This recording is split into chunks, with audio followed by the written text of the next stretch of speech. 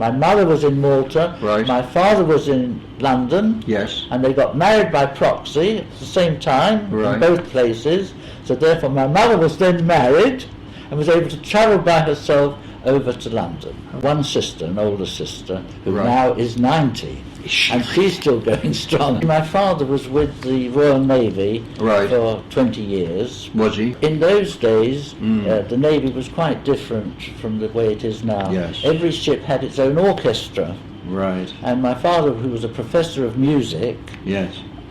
ran the orchestra on the ship, Right. and that was his full-time job. Yes. He got a naval pension, married my mother, who was 15 years younger than he was, Right. and came over to London. As a professor of music, he got a job at the Trocadero. Oh, Now, yes. You may. The restaurant. It is now the corner house in Piccadilly. Oh, is it? But the building is still the same, Yeah. and he had the orchestra there, so he got himself a very good job before he married my mother. He wasn't allowed to marry my mother unless he had a good job. That tended to be the way of it, didn't it? Oh, I it did. understand. People Yes, don't yes. realise how Yes. things operated in those days. You arrived, newborn, in 1926. Yeah, I went to an elementary school in Tooting, and my father commuted part of his British naval pension and bought a house in Tooting Beck. Oh, yes, I know Tooting Beck. And that house, they paid £1,000 for it. Oh. Today it's valued at £1.5 million. Yeah, it wouldn't So it surprise just me shows at you all. how inflation Yeah, has gone. yeah, But yeah. but you don't realise what poverty is until you go back to the 20s, if No, you in can the remember 30s this, and 20s no. and 30s. Poverty was a dreadful thing. Yes. To make ends meet, he gave up the job at the Trocadero and he started teaching music, Oh, right. and he established this college of music Uh-huh. in the house we were living in that he'd bought. Oh, right. But so a dual purpose. dual purpose. But you see, to make ends meet, he had to have a tenant on the top floor, a Right. tenant in the middle floor.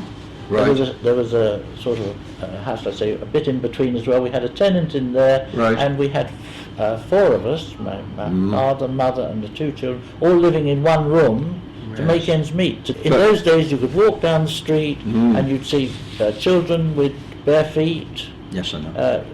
patched clothing. At 11, I won a scholarship Right. to go to Clapham College.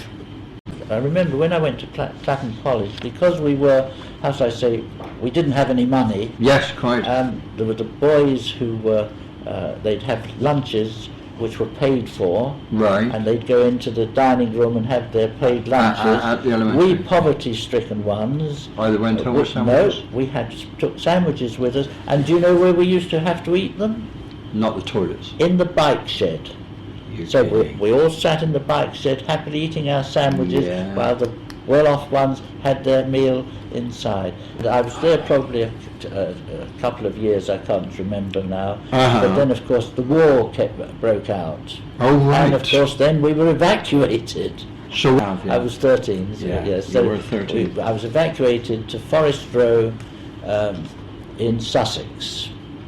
We arrived in a group at Forest Row in the village hall, Right. and the various people in the village came. They selected who they wanted I know. and took them back with them, and I was one of the last ones to be selected. Were you really? Absolutely. Yeah. But I was selected by a very nice woman, and her husband had a little baby child. Oh, right. And but of course I didn't have any money. I didn't have any pocket money. Nope. And I had to make some money. So basically, I first of all bought a 10-shilling bike. No, a shilling bike. I bought a bike for a shilling, Did you really? which is the equivalent of 10p. I had transport. Yes, absolutely. I was able then to examine the bike, take it to pieces and what have you. So I developed bicycle skills. Right. So I set up a bicycle repair little business, making money repairing other people's bikes. Lovely. Although I taught it to myself, if you know what I Right. mean. I also, right near where I was evacuated to the place, there was a farm. Right. And of course this was run by an old farmer who only had one hand.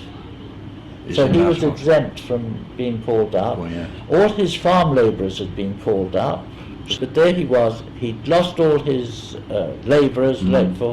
There was a young lad, teenager, turned up, so he taught me to milk, Oh, right. and so I used to hand milk a herd of 40 cows before I went to school. Really? And you see, because he only had one hand, he had difficulty in milking. Well- So he taught me to milk, Oh, right. and so I used to hand milk a herd of 40 cows before I went to school.